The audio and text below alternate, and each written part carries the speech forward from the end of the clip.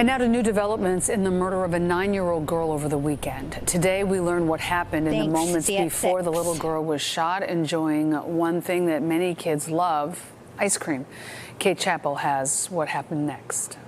The victim, her father, and the defendant were strangers. New details emerge in court 3 days after 9-year-old Serabi Medina was shot in the head outside of her apartment home in Portage Park.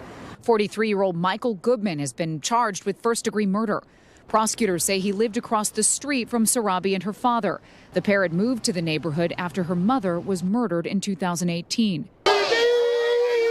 On Monday, family and friends held a balloon release to honor the little girl. She was a beautiful person with a big, big heart. According to details revealed in court, Serabi was riding her scooter on the sidewalk the night of the shooting. The victim's father was talking with 3 friends who were all seated in a vehicle in front of their residence. They gave her money to buy ice cream, and minutes later, the group heard a gunshot. The girl's father told her to go home. As she approached the door, he told police the group saw Goodman walk across the street toward her. The victim's father shouted to the defendant, asking what he was doing. The defendant ignored the victim's father and instead followed the victim towards the vestibule of her building.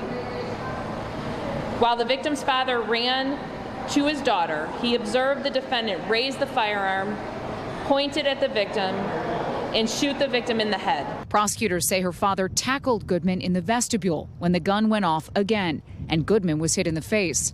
On scene, police recovered a 9mm handgun and shell casing. The 9mm firearm contained 1 jammed shell casing. They also found a gun box, receipt with a matching serial number, and ammunition inside Goodman's apartment.